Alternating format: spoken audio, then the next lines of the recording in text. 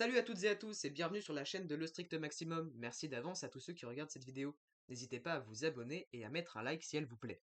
Aujourd'hui, on se retrouve pour parler des films à succès Harry Potter. Avant toute chose, petite précision, cette vidéo contiendra énormément de spoilers. Vous ne pourrez donc pas dire que je ne vous avais pas prévenu. Tout commence pour moi en CM1, quand mes camarades de classe sont tous en âge de regarder des films. Ils parlent sans cesse de Harry Potter et réclament à ce que tout le monde l'ait vu. Je suis rapidement énervé par ces répétitions et juge donc de ne jamais les regarder. Vous savez, c'est comme quand on interdit quelque chose à un enfant. Il se sent obligé de le faire. Là, c'était la situation inverse. On m'ordonnait presque de regarder Harry Potter, alors je ne l'ai pas fait. Ce n'est que quelques années plus tard que j'ai eu un déclic. En lisant l'extraordinaire roman Lycabog, je découvre alors que l'autrice n'est autre que J.K. Rowling. Or, Harry Potter, à l'origine, c'est une saga de romans écrite par J.K. Rowling, à qui l'on doit notamment aussi les animaux fantastiques. J'ai donc décidé hier soir de regarder pour la première fois Harry Potter à l'école des sorciers. L'histoire commence donc sans surprise avec Harry Potter, un garçon de 11 ans qui vit chez son oncle, sa tante et leur fils Dudley. Et autant dire que Harry n'est pas exactement traité comme un membre VIP de la famille. Il dort dans un placard sous l'escalier, pendant que Dudley se voit offrir par exemple 36 cadeaux lors de son anniversaire. Lors d'une sortie au zoo, Harry parvient à communiquer avec un serpent et à enfermer à sa place Dudley. Des lettres mystérieuses de plus en plus nombreuses commencent à arriver chez eux, mais l'oncle panique complètement et fait tout pour empêcher Harry de les lire. La famille finit par fuir dans une cabane isolée pour tenter d'échapper au courrier. À minuit, le jour de l'anniversaire de Harry, Hagrid débarque. Il révèle à Harry la vérité. Ses parents étaient des sorciers, ils ont été tués par Lord Voldemort, Harry a survécu à l'attaque, Voldemort a disparu après cette attaque, et Harry est donc devenu une véritable légende dans le monde magique. Hagrid emmène alors Harry faire ses achats pour l'école des sorciers. Harry découvre le chemin de traverse, une rue magique remplie de boutiques. Il obtient notamment une baguette magique et surtout Edwige, sa chouette. Il découvre également qu'il possède une fortune considérable laissée par ses parents. Harry se rend ensuite à la gare, où il doit trouver la voie 9 3 quarts. Et là, il rencontre Ron Weasley et sa famille. Harry et Ron deviennent rapidement amis.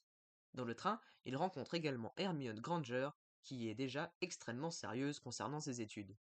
Il rencontre aussi Drago Malfoy, un élève arrogant qui propose immédiatement à Harry de choisir ses amis selon leur statut social. Mais notre héros refuse.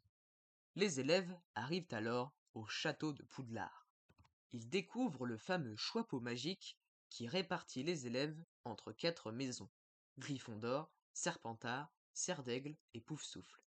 Harry est envoyé à Gryffondor, tout comme Ron et Hermione.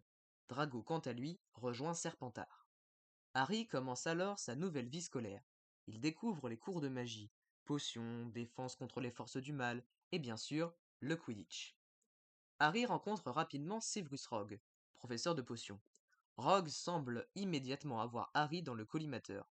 Il lui pose des questions extrêmement compliquées dès son premier cours, et Harry ne sait évidemment pas répondre. Et Rogue semble le détester. On comprend rapidement qu'il a une relation particulièrement mystérieuse avec le passé de Harry et surtout ses parents. Il a le profil idéal pour être l'antagoniste de ce premier film. Harry, Ron et Hermione affrontent alors un troll dans les toilettes. Hermione se retrouve coincée avec le monstre. Harry et Ron décident de l'aider. Résultat, ils réussissent à vaincre le troll. Harry découvre qu'il possède un talent exceptionnel pour le balai volant. Il devient attrapeur de Gryffondor pour le tournoi de Quidditch. Pendant un match, son balai semble soudainement devenir incontrôlable. Harry est persuadé que quelqu'un tente de le faire tomber. Hermione remarque que Rogue semble jeter un sort au balai. Elle intervient discrètement. Harry reprend le contrôle, mais le mystère reste entier. Rogue est-il vraiment leur ennemi? Ron et Harry découvrent que Hagrid possède secrètement un bébé dragon qui s'appelle Norbert. Et évidemment, avoir un dragon dans une cabane en bois, c'est une excellente idée. Ils finissent par se débarrasser du dragon, mais ils sont repérés dehors après le couvre-feu. Ils sont donc punis. Harry, Ron, Hermione et Drago doivent alors aller dans la forêt interdite. Harry y rencontre une créature mystérieuse en train de boire le sang d'une licorne. Il découvre alors quelque chose d'horrible: Voldemort est peut-être toujours vivant. Il cherche à récupérer une forme physique en utilisant le sang des licornes. Et Harry comprend progressivement que quelqu'un cherche à voler l'objet mystérieux conservé à Poudlard, gardé par le Cerbère. Harry découvre ensuite un miroir magique.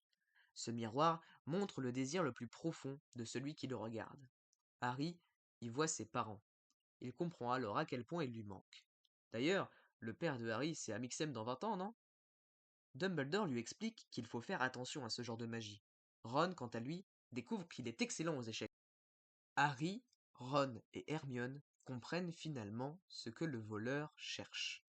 Il s'agit de la pierre philosophale. Cette pierre possède notamment la capacité de produire un élixir permettant de prolonger considérablement la vie. Et qui veut retrouver une existence normale? Voldemort. Le trio décide donc d'empêcher le voleur de récupérer la pierre. Il traverse plusieurs épreuves magiques. Ron doit notamment jouer une partie d'échecs géante. Les pièces sont dangereuses et s'attaquent entre elles.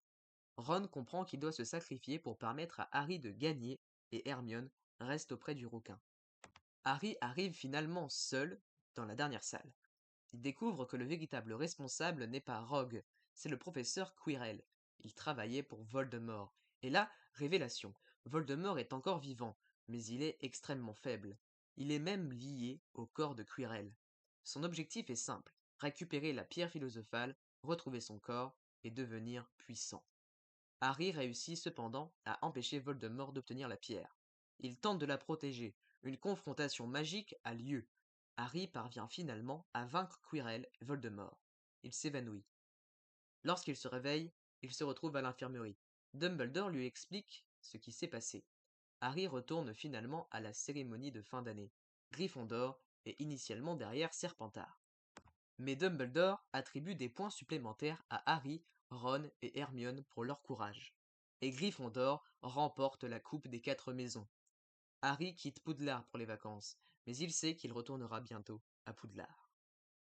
Honnêtement, j'avais peur que le film ait un peu mal vieilli, puisqu'il date de 2001, mais les effets spéciaux sont d'assez bonne qualité. Les décors sont somptueux, on a vraiment envie de visiter Poudlard. Au niveau du rythme, je n'ai pas vraiment vu le temps passer, tout s'enchaîne assez bien et rapidement. On n'a clairement pas le temps de s'ennuyer. Les personnages sont tous intéressants, et si je ne l'avais pas su à l'avance, je me serais aussi fait avoir en croyant que Rogue était le voleur.